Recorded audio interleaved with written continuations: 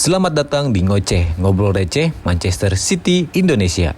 Pada musim 2022-2023, Manchester City berhasil mendapatkan triple winner, menjadikan City sebagai dominasi di kancah Eropa. Pada musim 2023-2024, akan kita review mulai dari gol-gol spektakuler hingga pertandingan yang tak terlupakan. Di bawah arahan strategis Pep Guardiola, Manchester City sekali lagi menunjukkan dominasi mereka di kancah sepak bola Inggris dan Eropa. Nah, apa saja sih tanggapan para citizen tentang musim ini? Mari kita simak. Ini kan 2023 kita masih juara nih di bawah pimpinan Pep Guardiola ya. Ya, betul, Mas. Walaupun sebenarnya harapannya kemarin dapat champion lagi, cuman karena kalah di semifinal sama Real Madrid ya gak apa-apalah, kita berbesar hati aja. Karena tahun lalu kita udah dapat treble kan. Ya, betul. Sangat Betul bermakna ya. sekali, Mas, bagi histori klub kita ya. Setelah Betul. bilang ratusan tahun tidak menjuari Champions League, akhirnya pecah telur juga. Tanya gimana apa namanya menurut Mas Rizky atau Mas Tiar atau Mas Mimri Saipul? Kira-kira gimana, Mas? Ini Melihat ini? Manchester City gimana Mas menurut kalian? Oke, Mas Admin. Dari siapa dulu? Dari Boleh, Mas Mas Tiar Tiar dulu dulu. deh. Boleh, Mas Tiar? Kalau menurut saya, kalau karena kehilangan Mahrez, Gundogan, itu performanya agak sedikit turun. Nggak mak seperti yang pas itu loh, sebelum treble itu. Jadi ya untuk pembelian kayak Nunes, siapa tuh? Doku, siapa lagi? Doku, Nunes, Guardiola juga. Kovacic. Itu masih kurang nih, karena mereka masih satu musim ini kan performanya baru kelihatan pas itu kemarin akhir-akhir musim ini. Ya, adaptasinya Jadi sedikit ngedrop lah, tapi masih oke buat lawan-lawan tim seperti Real Madrid, Bayern gitu, masih oke.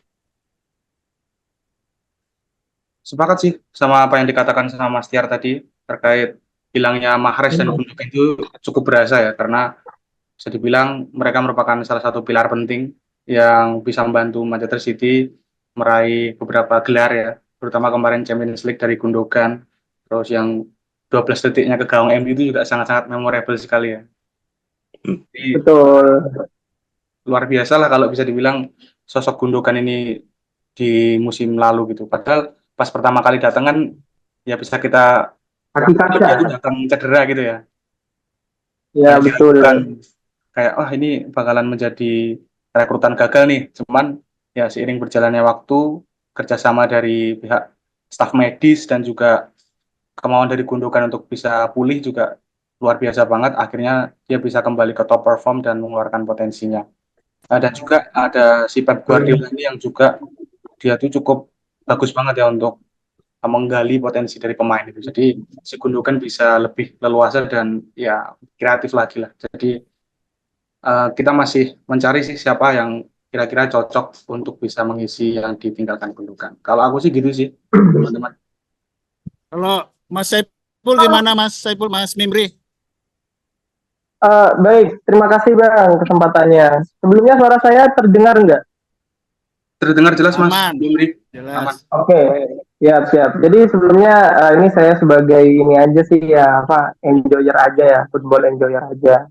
Dan fans City mungkin gini Bang. Jadi kemarin kita gagal mungkin di Champions League itu dampaknya mungkin ke belakang juga ya. Jadi kayak di final Piala FA itu kita kurang beruntung sama beberapa pemain tuh melakukan error kayak Gvardiol nyundur ke belakang lewat dari kepalanya si Ederson, itu juga faktor sih. Nah, faktor utamanya mungkin itu karena kita kalah dari Real Madrid dan kalahnya itu benar-benar apa ya, di penalti gitu loh. Jadi saya waktu itu juga nonton pas mau selesai udahan laganya, pas mau penalti itu saya feeling, waduh susah nih kayaknya kalau penalti kayak gitu. Kalau soalnya Madrid kayaknya emang udah mempersiapkan itu, sedangkan City beberapa pemain kan gagal tuh kayak Bernardo sama Kovacic. Saya juga sepakat dengan apa yang disampaikan Mas Tiar tadi. Jadi kehilangan Mahrez sama Gundogan itu juga pengaruhnya tuh besar banget gitu. Nggak ada yang masih sampai sekarang belum maksimal menggantikan posisi mereka berdua. Bahkan Kovacic yang mulai nyetel di beberapa laga terakhir pun itu ibaratnya masih setara dengan Gundogan di awal-awal kayak gitu. Jadi belum maksimal aja gitu. Cuma nggak tahu musim depan kayak gimana. Ya, hopefully si Kovacic bisa terus berkembang sih. Itu aja biar Rodri ada tandemnya kayak gitu sih. Itu aja sih Bang kalau dari saya. Oke, makasih banyak Mas Mimri sama Tiar ya. Ya ini sih benar kehilangan apa namanya si apa pembelian musim ini Nunesnya belum optimal lah ya sebenarnya, sehingga nggak bisa mengganti peran Mahrez sama Gundogan yang tahun lalu juara Liga Champion. Mudah-mudahan nanti di Windows transfer ini ada yang ini ya lebih pas ya, komplit sama sama si Foden dan Kevin De Bruyne sih.